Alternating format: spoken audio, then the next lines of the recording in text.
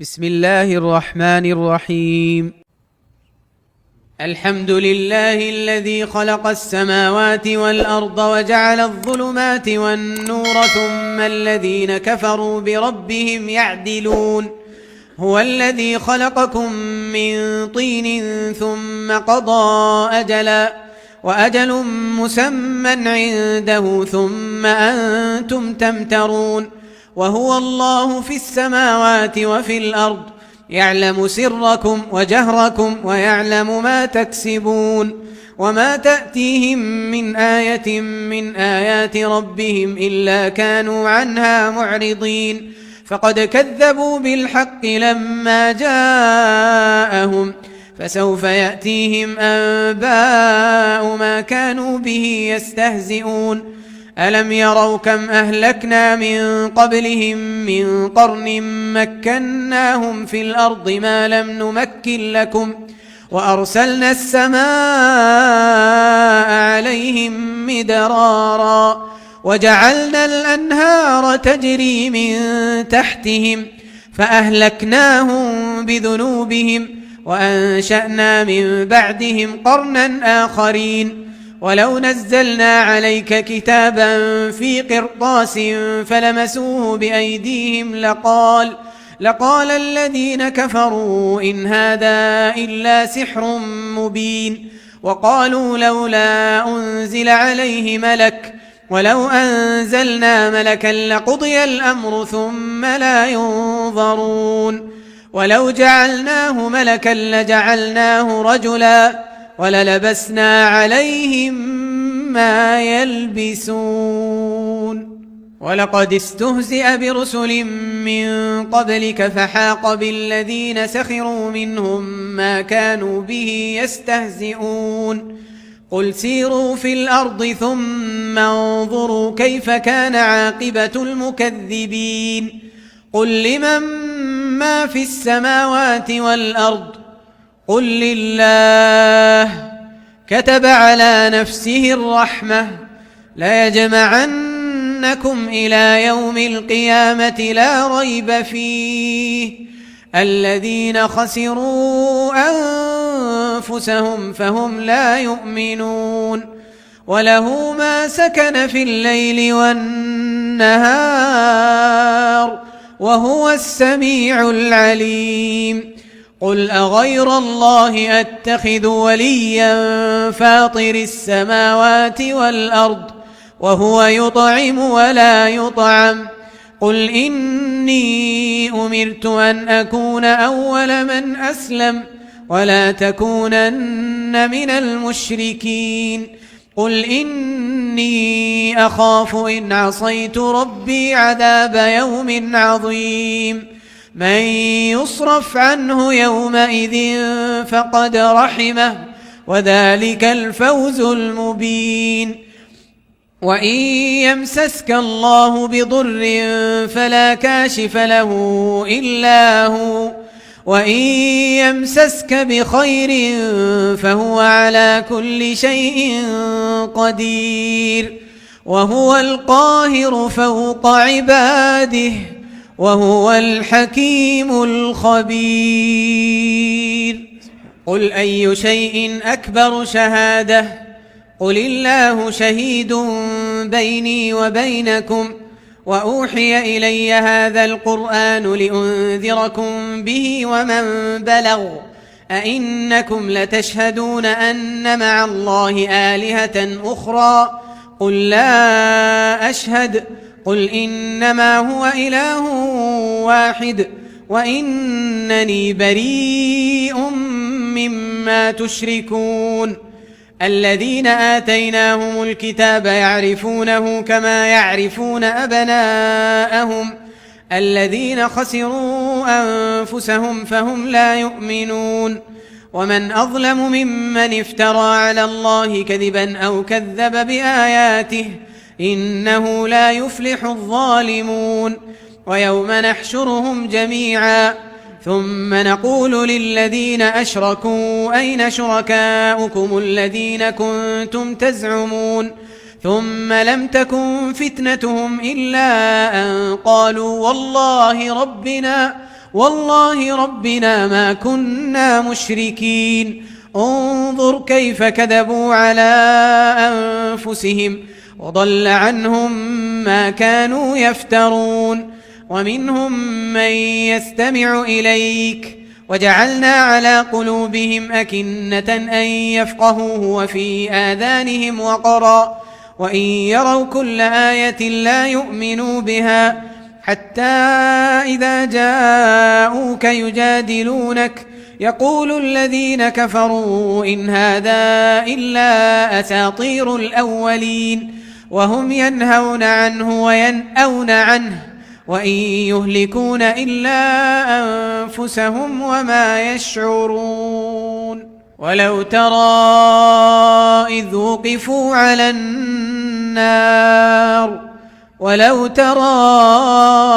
إذ وقفوا على النار فقالوا يا ليتنا نرد ولا نكذب بآيات ربنا ونكون من المؤمنين بل بدا لهم ما كانوا يخفون من قبل ولو ردوا لعادوا لما نهوا عنه وإنهم لكاذبون وقالوا إن هي إلا حياتنا الدنيا وما نحن بمبعوثين ولو ترى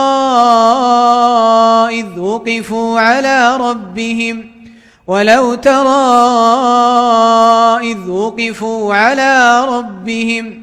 قال أليس هذا بالحق قالوا بلى وربنا قال فذوقوا العذاب بما كنتم تكفرون قد خسر الذين كذبوا بلقاء الله حتى إذا جاءتهم الساعة بغتة قالوا يا حسرتنا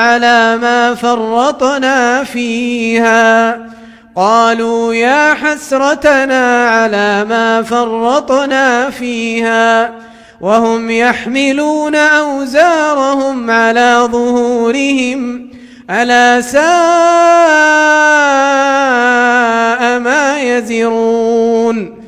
وما الحياة الدنيا إلا لعب ولهو وللدار الآخرة خير للذين يتقون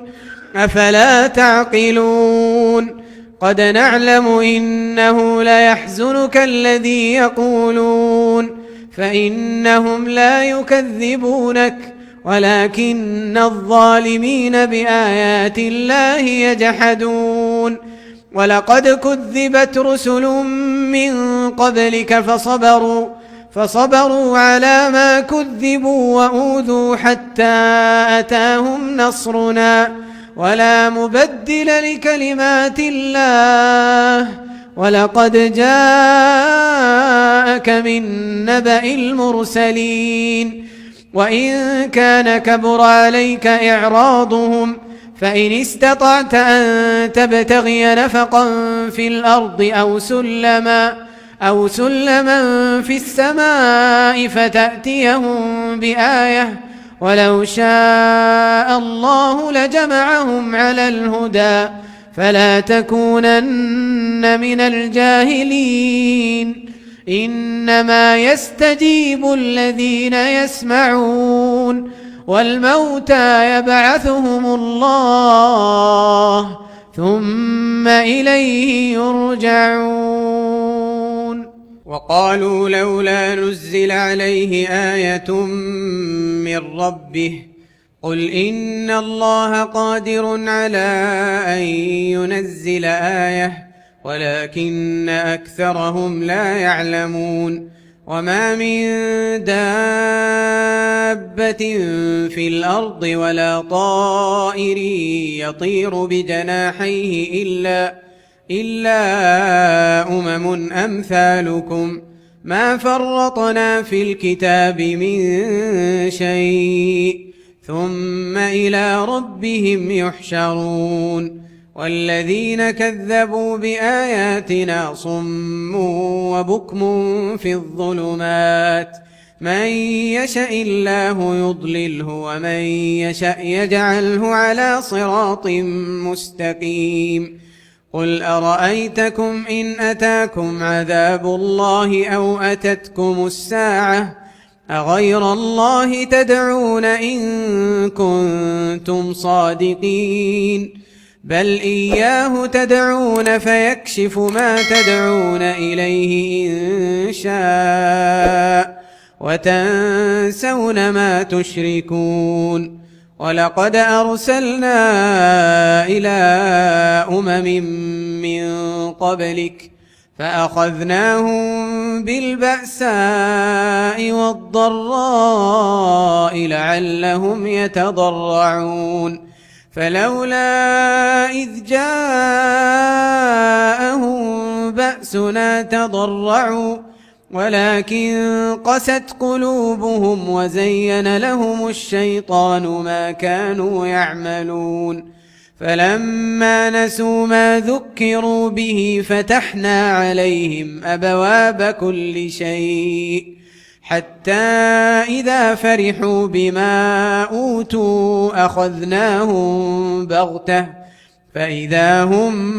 مبلسون فقطع دابر القوم الذين ظلموا والحمد لله رب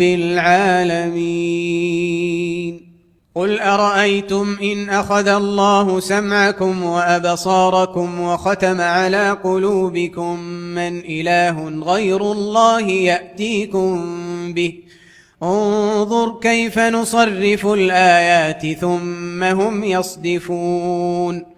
قل أرأيتكم إن أتاكم عذاب الله بغتة أو جهرة هل يهلك إلا القوم الظالمون. وما نرسل المرسلين إلا مبشرين ومنذرين فمن آمن وأصلح فلا خوف عليهم ولا هم يحزنون والذين كذبوا بآياتنا يمسهم العذاب بما كانوا يفسقون. قل لا أقول لكم عندي خزائن الله ولا أعلم الغيب ولا أقول لكم إني ملك إن أتبع إلا ما يوحى إلي قل هل يستوي الأعمى والبصير أفلا تتفكرون. وأنذر به الذين يخافون أن يحشروا إلى ربهم ليس لهم من دونه ولي ولا شفيع لعلهم يتقون. ولا تطرد الذين يدعون ربهم بالغداة والعشي يريدون وجهه ما عليك من حسابهم من شيء وما من حسابك عليهم من شيء فتطردهم فتكون من الظالمين. وكذلك فتنا بعضهم ببعض ليقولوا أهؤلاء من الله عليهم من بيننا أليس الله بأعلم بالشاكرين. وإذا جاءك الذين يؤمنون بآياتنا فقل سلام عليكم كتب ربكم على نفسه الرحمة أنه من عمل منكم سوءا بجهالة ثم تاب من بعده وأصلح فأنه غفور رحيم.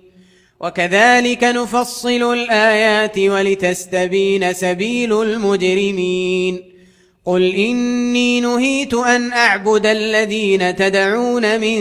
دون الله قل لا أتبع أهواءكم قد ضللت إذا وما أنا من المهتدين. قل إني على بينة من ربي وكذبتم به ما عندي ما تستعجلون به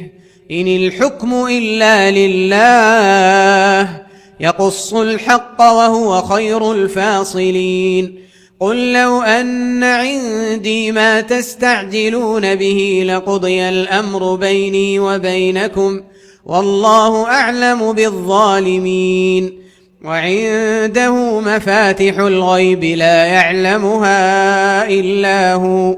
ويعلم ما في البر والبحر وما تسقط من ورقة إلا يعلمها ولا حبة في ظلمات الأرض ولا رطب ولا يابس إلا في كتاب مبين وهو الذي يتوفاكم بالليل ويعلم ما جرحتم بالنهار ثم يبعثكم فيه ليقضى أجل مسمى ثم إليه مرجعكم ثم ينبئكم بما كنتم تعملون وهو القاهر فوق عباده ويرسل عليكم حفظه حتى إذا جاء أحدكم الموت توفته رسلنا وهم لا يفرطون ثم ردوا إلى الله مولاهم الحق ألا له الحكم وهو أسرع الحاسبين قل من ينجيكم من ظلمات البر والبحر تدعونه تضرعا وخفية لئن أنجانا من هذه لنكونن من الشاكرين قل الله ينجيكم منها ومن كل كرب ثم أنتم تشركون قل هو القادر على أن يبعث عليكم عذابا من فوقكم أو من تحت أرجلكم أو يلبسكم شيعا ويذيق بعضكم بأس بعض انظر كيف نصرف الآيات لعلهم يفقهون وكذب به قومك وهو الحق قل لست عليكم بوكيل لكل نبأ مستقر وسوف تعلمون وإذا رأيت الذين يخوضون في آياتنا فأعرض عنهم حتى يخوضوا في حديث غيره وإما ينسينك الشيطان فلا تقعد بعد الذكرى مع القوم الظالمين وما على الذين يتقون من حسابهم من شيء ولكن ذكرى لعلهم يتقون وذر الذين اتخذوا دينهم لعبا ولهوا وغرتهم الحياة الدنيا وذكر به أن تبتل نفس بما كسبت ليس لها من دون الله ولي ولا شفيع وإن تعدل كل عدل لا يؤخذ منها أولئك الذين أبسلوا بما كسبوا لهم شراب من حميم وعذاب أليم بما كانوا يكفرون قل أندعو من دون الله ما لا ينفعنا ولا يضرنا ونرد على أعقابنا بعد إذ هدانا الله كالذي استهوته الشياطين في الأرض حيران له أصحاب يدعونه إلى الهدى ائتنا قل إن هدى الله هو الهدى وأمرنا لنسلم لرب العالمين وأن أقيموا الصلاة واتقوه وهو الذي إليه تحشرون وهو الذي خلق السماوات والأرض بالحق ويوم يقول كن فيكون قوله الحق وله الملك يوم ينفخ في الصور عالم الغيب والشهادة وهو الحكيم الخبير وإذ قال إبراهيم لأبيه آزر أتتخذ أصناما آلهة إني أراك وقومك في ضلال مبين وكذلك نري إبراهيم ملكوت السماوات والأرض وليكون من الموقنين فلما جن عليه الليل رأى كوكبا قال هذا ربي فلما أفل قال لا أحب الآفلين فلما رأى القمر بازغا قال هذا ربي فلما أفل قال لئن لم يهدني ربي لأكونن من القوم الضالين فلما رأى الشمس بازغة قال هذا ربي هذا أكبر فلما أفلت قال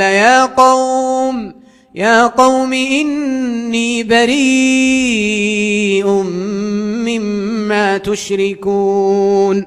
إني وجهت وجهي للذي فطر السماوات والأرض حنيفا وما أنا من المشركين وحاجه قومه قال أتحاجوني في الله وقد هدان ولا أخاف ما تشركون به إلا أن يشاء ربي شيئا وسع ربي كل شيء علما أفلا تتذكرون وكيف أخاف ما أشركتم ولا تخافون أنكم أشركتم بالله ما لم ينزل به عليكم سلطانا فأي الفريقين أحق بالأمن إن كنتم تعلمون الذين آمنوا ولم يلبسوا إيمانهم بظلم أولئك لهم الأمن وهم مهتدون وتلك حجتنا آتيناها إبراهيم على قومه نرفع درجات من نشاء إن ربك حكيم عليم ووهبنا له إسحاق ويعقوب كلا هدينا ونوحا هدينا من قبل ومن ذريته داود وسليمان وأيوب ويوسف وموسى وهارون وكذلك نجزي المحسنين وزكريا ويحيى وعيسى وإلياس كل من الصالحين وإسماعيل واليسع ويونس ولوطا وكلا فضلنا على العالمين ومن آبائهم وذرياتهم وإخوانهم واجتبيناهم وهديناهم إلى صراط مستقيم ذلك هدى الله يهدي به من يشاء من عباده ولو أشركوا لحبط عنهم ما كانوا يعملون أولئك الذين آتيناهم الكتاب والحكم والنبوة فإن يكفر بها هؤلاء فقد وكلنا بها قوما ليسوا بها بكافرين أولئك الذين هدى الله فبهداه مقتده قل لا أسألكم عليه أجرا إن هو إلا ذكرى للعالمين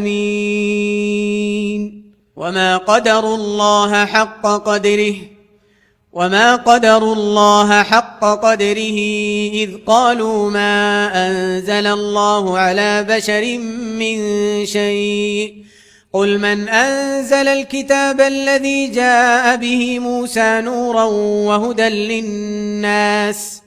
تجعلونه قراطيس تبدونها وتخفون كثيرا وعلمتم ما لم تعلموا أنتم ولا آباؤكم قل الله ثم ذرهم في خوضهم يلعبون وهذا كتاب أنزلناه مبارك مصدق الذي بين يديه ولتنذر أم القرى ومن حولها والذين يؤمنون بالآخرة يؤمنون به وهم على صلاتهم يحافظون ومن أظلم ممن افترى على الله كذبا أو قال أوحي إلي ولم يوح إليه شيء ومن قال سأنزل مثل ما أنزل الله ولو ترى إذ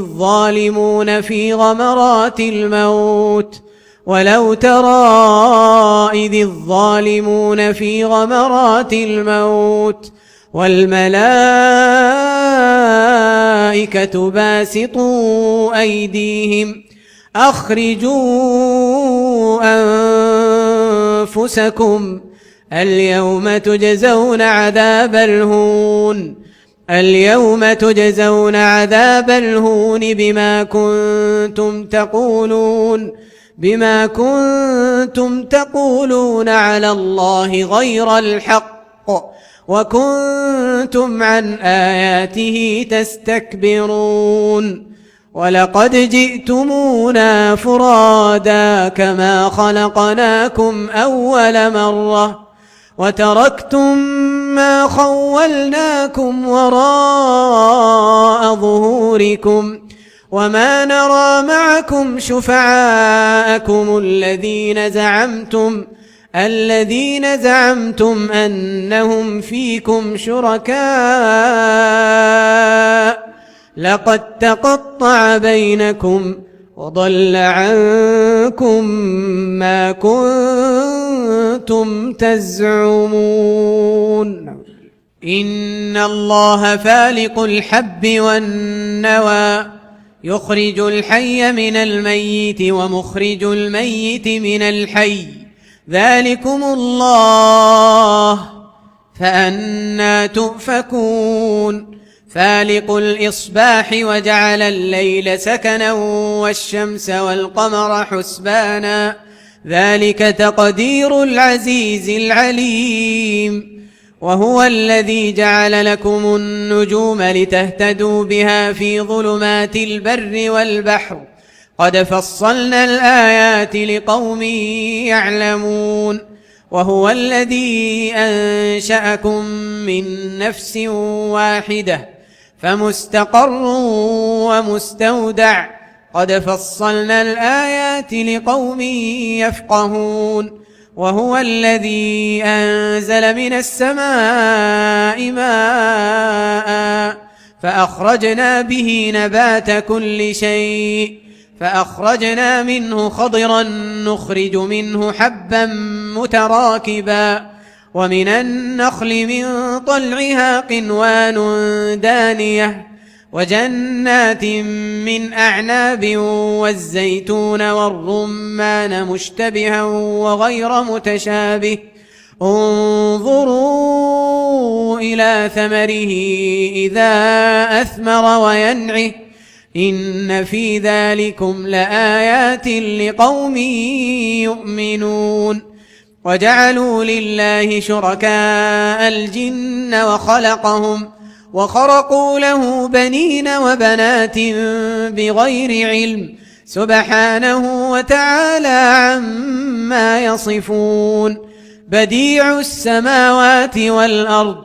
أنى يكون له ولد ولم تكن له صاحبة وخلق كل شيء وهو بكل شيء عليم ذلكم الله ربكم لا إله إلا هو خالق كل شيء فاعبدوه وهو على كل شيء وكيل لا تدركه الأبصار وهو يدرك الأبصار وهو اللطيف الخبير. قد جاءكم بصائر من ربكم فمن أبصر فلنفسه ومن عمي فعليها وما أنا عليكم بحفيظ.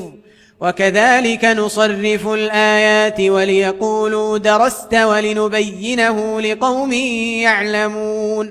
اتبع ما أوحي إليك من ربك لا إله إلا هو وأعرض عن المشركين ولو شاء الله ما أشركوا وما جعلناك عليهم حفيظا وما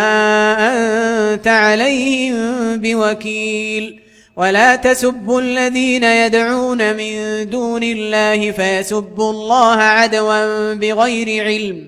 كذلك زينا لكل أمة عملهم ثم إلى ربهم مرجعهم فينبئهم بما كانوا يعملون. وأقسموا بالله جهد أيمانهم لئن جاءتهم آية ليؤمنن بها قل إنما الآيات عند الله وما يشعركم أنها إذا جاءت لا يؤمنون.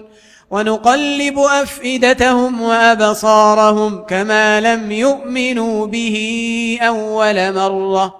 ونذرهم في طغيانهم يعمهون. ولو أننا نزلنا إليهم الملائكة وكلمهم الموتى وحشرنا عليهم كل شيء قبلا ما كانوا ليؤمنوا إلا أن يشاء الله ولكن أكثرهم يجهلون. وكذلك جعلنا لكل نبي عدوا شياطين الإنس والجن يوحي بعضهم إلى بعض زخرف القول غرورا ولو شاء ربك ما فعلوه فذرهم وما يفترون. ولتصغى إليه أفئدة الذين لا يؤمنون بالآخرة وليرضوه وليقترفوا ما هم مقترفون. أفغير الله أبتغي حكما وهو الذي أنزل إليكم الكتاب مفصلا والذين آتيناهم الكتاب يعلمون أنه منزل من ربك بالحق فلا تكونن من الممترين. وتمت كلمة ربك صدقا وعدلا لا مبدل لكلماته وهو السميع العليم. وإن تطع أكثر من في الأرض يضلوك عن سبيل الله إن يتبعون إلا الظن وإن هم إلا يخرصون. إن ربك هو أعلم من يضل عن سبيله وهو أعلم بالمهتدين. فكلوا مما ذكر اسم الله عليه إن كنتم بآياته مؤمنين. وما لكم ألا تأكلوا مما ذكر اسم الله عليه وقد فصل لكم ما حرم عليكم إلا ما اضطررتم إليه وإن كثيرا ليضلون بأهوائهم بغير علم. إن ربك هو أعلم بالمعتدين. وذروا ظاهر الإثم وباطنه إن الذين يكسبون الإثم سيجزون بما كانوا يقترفون. ولا تأكلوا مما لم يذكر اسم الله عليه وإنه لفسق وإن الشياطين ليوحون إلى أوليائهم ليجادلوكم وإن أطعتموهم إنكم لمشركون. أومن كان ميتا فأحييناه وجعلنا له نورا يمشي به في الناس كمن مثله في الظلمات ليس بخارج منها كذلك زين للكافرين ما كانوا يعملون وكذلك جعلنا في كل قرية أكابر مجرميها ليمكروا فيها وما يمكرون إلا بأنفسهم وما يشعرون وإذا جاءتهم آية قالوا لن نؤمن حتى نؤتى مثل ما أوتي رسل الله أعلم حيث يجعل رسالته سيصيب الذين أجرموا صغار عند الله وعذاب شديد بما كانوا يمكرون فمن يرد الله أن يهديه يشرح صدره للإسلام ومن يرد أن يضله يجعل صدره ضيقا حرجا كأنما يصعد في السماء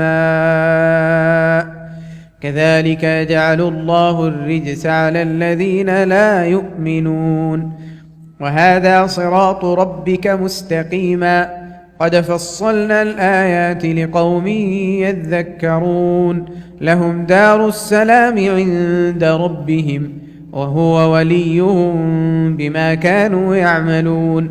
ويوم يحشرهم جميعا يا معشر الجن قد استكثرتم من الإنس وقال أولياؤهم من الإنس ربنا استمتع بعضنا ببعض وبلغنا أجلنا الذي أجلت لنا قال النار مثواكم خالدين فيها إلا ما شاء الله إن ربك حكيم عليم وكذلك نولي بعض الظالمين بعضا بما كانوا يكسبون يا معشر الجن والإنس ألم يأتكم رسل منكم يقصون عليكم آياتي وينذرونكم لقاء يومكم هذا قالوا شهدنا على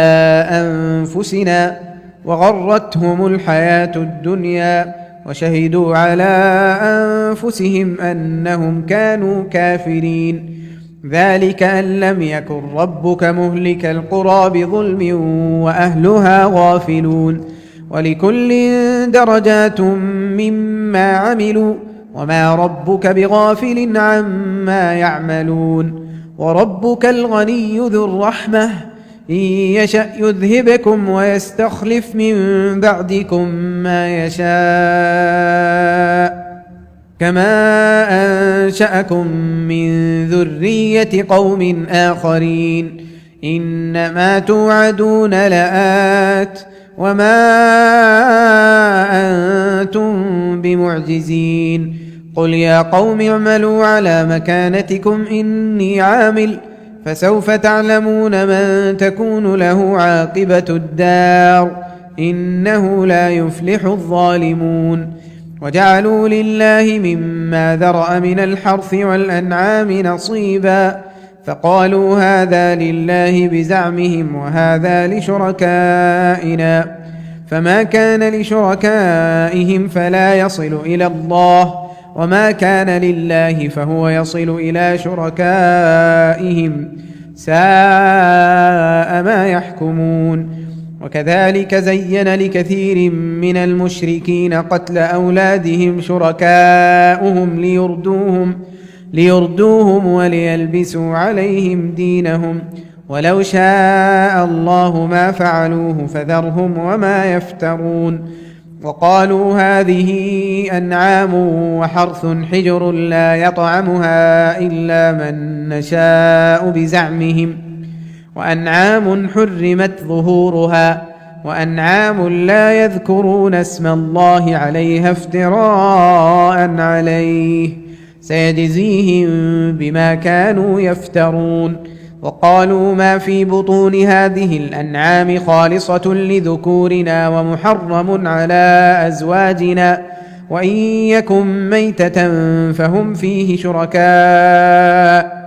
سيجزيهم وصفهم إنه حكيم عليم قد خسر الذين قتلوا أولادهم سفها بغير علم وحرموا ما رزقهم الله افتراء على الله قد ضلوا وما كانوا مهتدين. وهو الذي أنشأ جنات معروشات وغير معروشات والنخل والزرع مختلفا أكله والزيتون والرمان متشابها وغير متشابه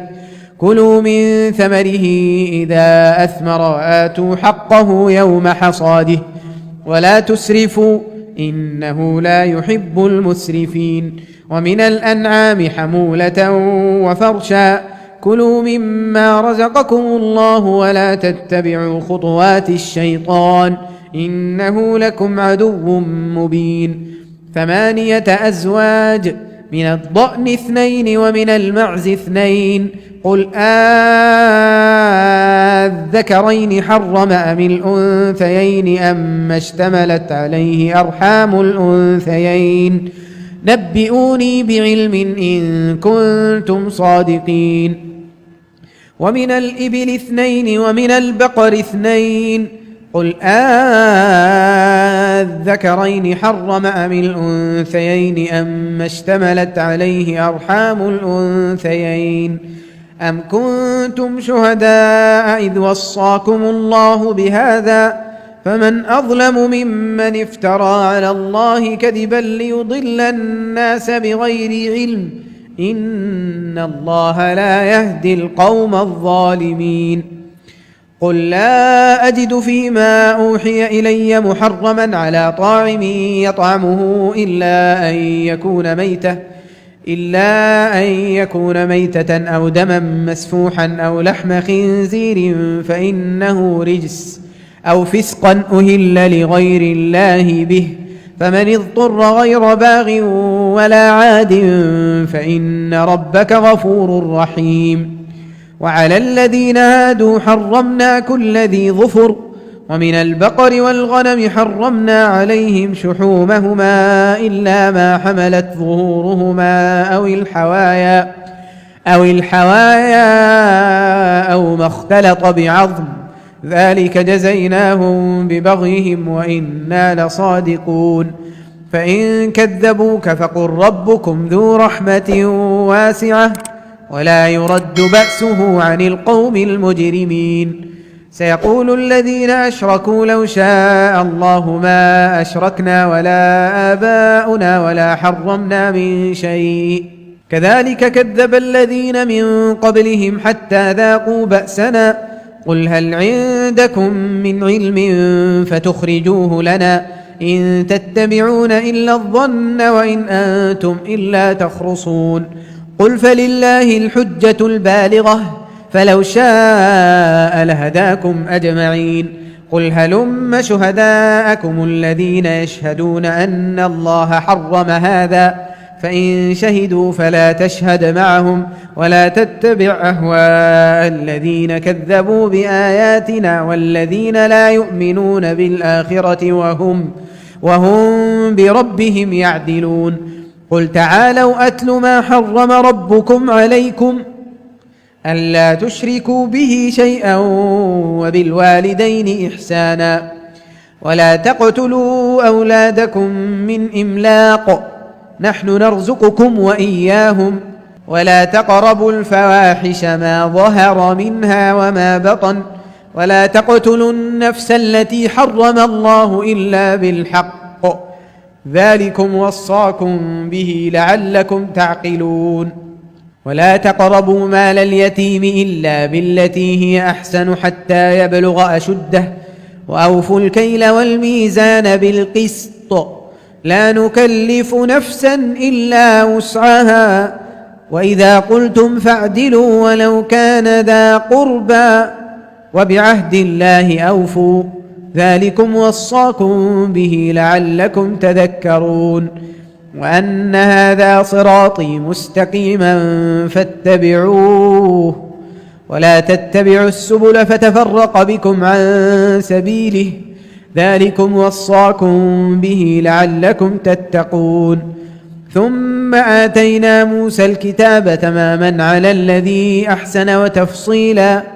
وتفصيلا لكل شيء وهدى ورحمة لعلهم بلقاء ربهم يؤمنون. وهذا كتاب أنزلناه مبارك فاتبعوه واتقوا لعلكم ترحمون. أن تقولوا إنما أنزل الكتاب على طائفتين من قبلنا وإن كنا عن دراستهم لغافلين. أو تقولوا لو أنا أنزل علينا الكتاب لكنا أهدى منهم. فقد جاءكم بينة من ربكم وهدى ورحمة فمن أظلم ممن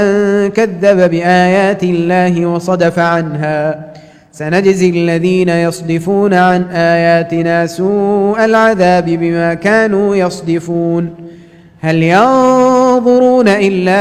أن تأتيهم الملائكة أو يأتي ربك أو يأتي بعض آيات ربك. يوم يأتي بعض آيات ربك لا ينفع نفسا إيمانها لم تكن آمنت من قبل أو كسبت في إيمانها خيرا. قل انتظروا إنا منتظرون. إن الذين فرقوا دينهم وكانوا شيعا لست منهم في شيء إنما أمرهم إلى الله ثم ينبئهم بما كانوا يفعلون. من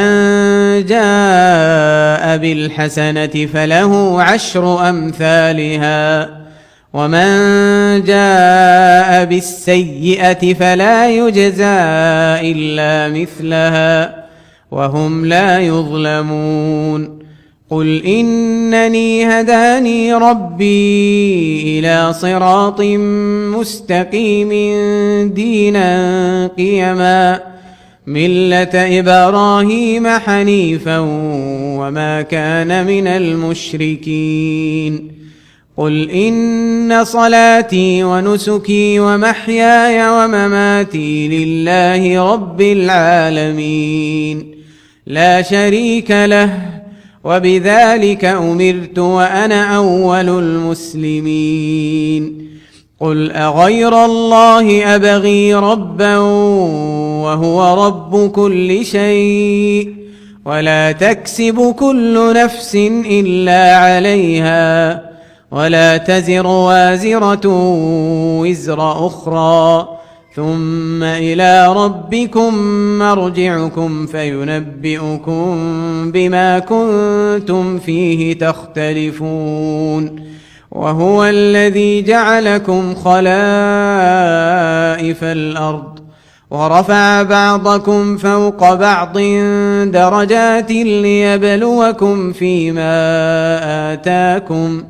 إن ربك سريع العقاب وإنه لغفور رحيم.